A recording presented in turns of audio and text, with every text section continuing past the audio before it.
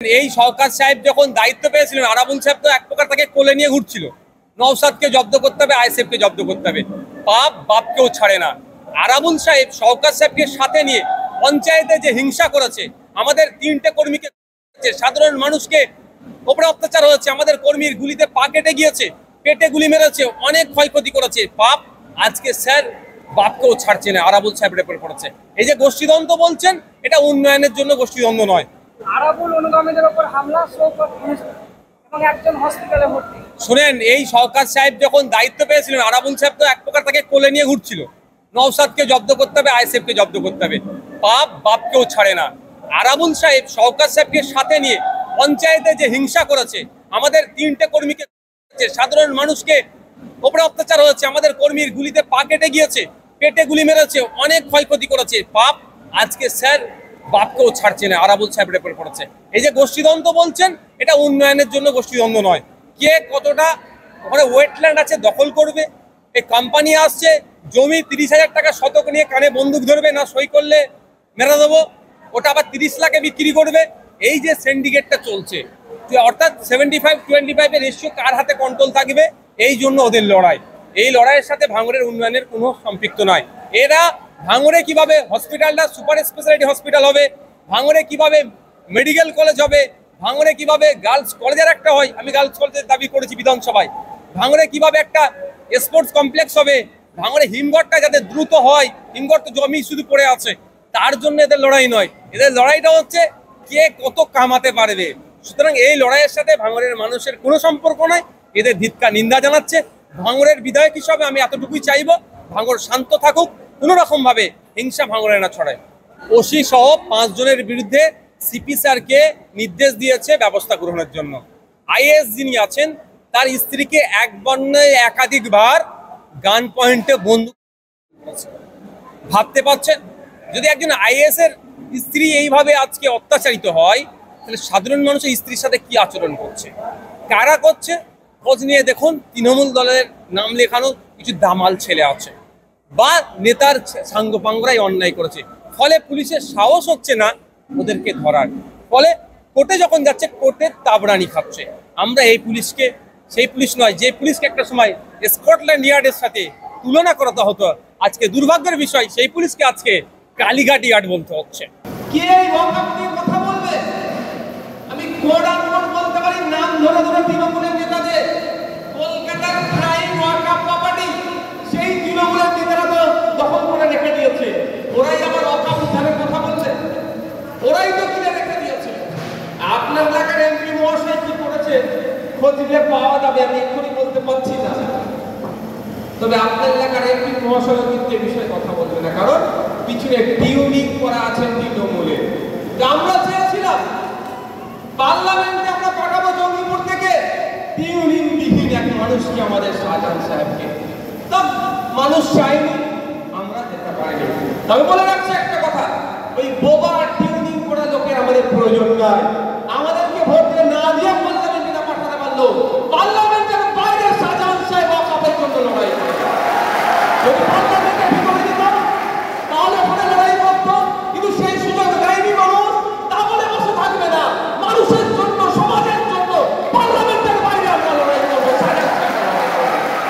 আমাকে ভাঙড়ের মানুষ ভোট দিয়ে পার্লামেন্টের বিধানসভায় পাঠিয়েছিল, বিধানসভায় গিয়ে আমি ওয়াকআপের জন্য লড়াই করেছি। আমি প্রশ্ন তুলেছি, এখনো উত্তর দিতে পারেনি মাননীয় মিনিস্টার, যে কত সম্পত্তি ওয়াকআপের উদ্ধার করেছে 2011 থেকে এই সময় পর্যন্ত, আর কত সম্পত্তি বিহাত হয়েছে। এই মর্মে অনেক প্রশ্ন জমা দিয়ে আছে আমার। বিধানসভার আইন অনুযায়ী, রুলস অনুযায়ী ওখানে যে কোশ্চেন জমা দেওয়া হয়, যতক্ষণ না প্লেস হয় বিধানসভাতে, সেই কোশ্চেন নিয়ে কথা বলা যায় না। সেই জন্য আমি পুরোপুরি এক্সাক্ট বলতে পারছি না, আমি ইশারায় দিতে বলছি। এই ওয়াকআপকে সামনে রেখে আমার অনেক কোশ্চেন জমা দেওয়া আছে। এই অপদার্থ সরকার, অপদার্থ দপ্তর আমার কোশ্চেন উত্তর দিতে পারবে না বলে হয়তো আমার কোশ্চেন সাবমিশন করে না, প্লেস করে না। এরা নাকি এবার ওয়াকআপে নিয়ে লড়াই করবে। তাই বন্ধুগণ, আপনাদের বলবো, যদি ভাবেন তৃণমূল সরকার আছে, ওয়াকাফের জন্য ওরা লড়াই করে নেবে, তাহলে দিবা স্বপ্ন দেখছেন, জেগে স্বপ্ন দেখছে। আপনার সম্পত্তি আপনাকে লড়াই নিতে হবে। কে তৃণমূল কবে লড়াই করবে না করবে ওই ভেবে বসে থাকলে হবে না। কারণ আমরা দেখেছি যখন সিএনআরসি নিয়ে বিল পাস হয়েছিল পার্লামেন্ট থেকে, তখন মমতা দিদি মহাশয়া ওই টাকা ছিচি করে ছেড়ে দিয়েছিল। আমাদেরকে সুপ্রিম কোর্টে যেতে হয়েছিল, আমার মামলা হয়েছিল, সেই মামলার এখনো রায় না হওয়ার পরও জোর জবরদস্তি অসাংবিধানিক ভাবে আমার সিএনআরসি চালু করেছে, কিন্তু সেটা এখনো বিচারাধীন আছে। আপনাদের জানিয়ে রাখি, রাজ্য সরকার সংখ্যালঘু দরদি ওয়াকাফকে বাঁচানোর জন্য রাজ্যের মুখ্যমন্ত্রীর মুখ থেকে এখনো কোনো আমি শব্দ পাইনি যে ওয়াকাফকে বাঁচাতে হবে। এই অসাংবিধানিক যে বিল, সংশোধনী বিল নিয়ে এসেছে, এটাকে প্রত্যাহার করতে হবে, এই মর্মে একটাও কোনো স্টেটমেন্ট আমাদের রাজ্য সরকারের পক্ষ থেকে আমরা পাইনি। আরাবুল অনুগামীদের উপর হামলা, শওকত এবং একজন হসপিটালে ভর্তি। শুনেন, এই সরকার সাহেব যখন দায়িত্ব পেয়েছিলেন, আরাবুল সাহেব তো এক প্রকার তাকে কোলে নিয়ে ঘুরছিল। নওশাদকে জব্দ করতে হবে, আইএসএফকে জব্দ করতে হবে, পাপ বাপকেও ছাড়ে না। আরাবুল সাহেব সরকার সাহেবকে সাথে নিয়ে পঞ্চায়েতে যে হিংসা করেছে, আমাদের 3টে কর্মীকে, সাধারণ মানুষকে ওপরে অত্যাচার হয়েছে, আমাদের কর্মীর গুলিতে পা কেটে গিয়েছে, পেটে গুলি মেরেছে, অনেক ক্ষয়ক্ষতি করেছে, পাপ আজকে স্যার বাপকেও ছাড়ছে না, আরাবুল সাহেবের উপর পড়েছে। এই যে গোষ্ঠীদ্বন্দ্ব বলছেন, এটা উন্নয়নের জন্য গোষ্ঠীদ্বন্দ্ব নয়। কে কতটা ওখানে ওয়েটল্যান্ড আছে দখল করবে, এই কোম্পানি আসছে, জমি 30,000 টাকা শতক নিয়ে কানে বন্দুক ধরবে, না সই করলে মেরে দেবো, ওটা আবার 30 লাখে বিক্রি করবে। এই যে সিন্ডিকেটটা চলছে, অর্থাৎ 75-25 এর রেশিও কার হাতে কন্ট্রোল থাকবে, এই জন্য ওদের লড়াই। এই লড়াইয়ের সাথে ভাঙড়ের উন্নয়নের কোনো সম্পৃক্ত নয়।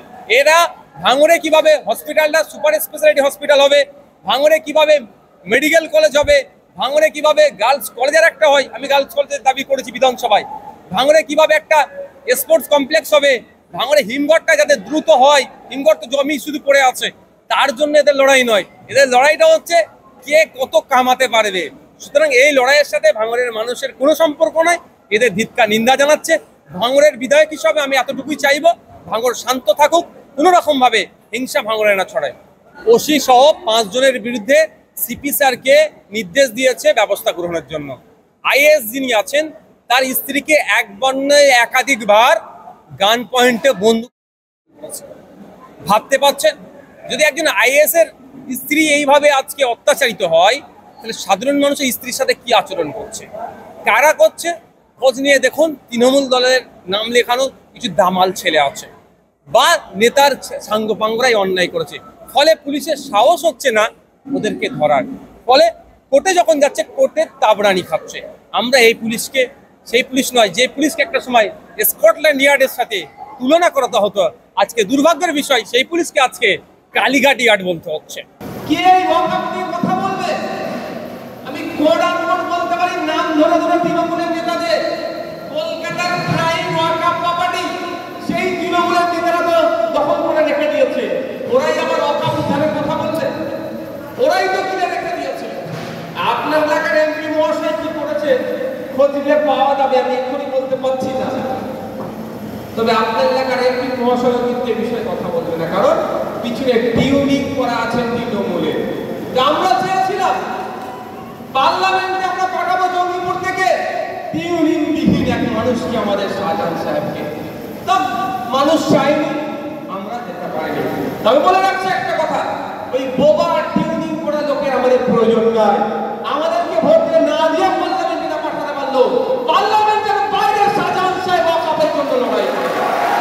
যদি পার্লামেন্টে ভিতরে দিতাম তাহলে ওখানে লড়াই করতো, কিন্তু সেই সুযোগ দেয়নি মানুষ।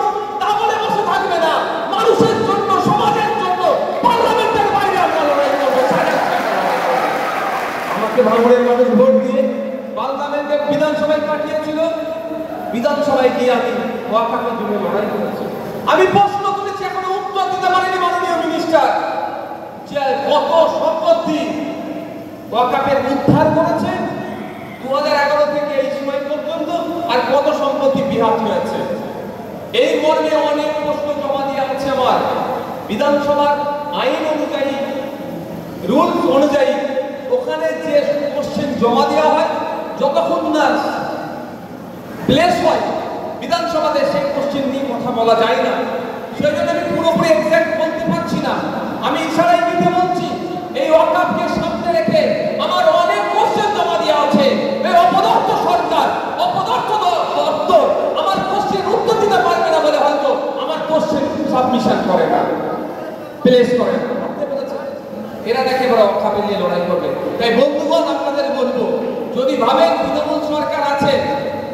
জন্য ওরা লড়াই করে নেবে, তাহলে দিবা স্বপ্ন দেখছে, জেগে স্বপ্ন দেখছে। আপনার সম্পত্তি আপনাকে লড়ে নিতে হবে। কে তৃণমূল কবে লড়াই করবে না করবে ওই ভেবে বসে থাকলে হবে না। কারণ আমরা দেখেছি যখন সিএনআরসি নিয়ে বিল পাস হয়েছিল পার্লামেন্ট থেকে, তখন মমতা দিদি মহাশয়া ওই টাকা ছিচি করে ছেড়ে দিয়েছিল। আমাদেরকে সুপ্রিম কোর্টে যেতে হয়েছিল, আমার মামলা হয়েছিল, সেই মামলা এখনো রায় না হওয়ার পরও জবরদস্তি অসাংবিধানিক ভাবে আমার সিএন চালু করেছে, কিন্তু সেটা এখনো বিচারাধীন আছে।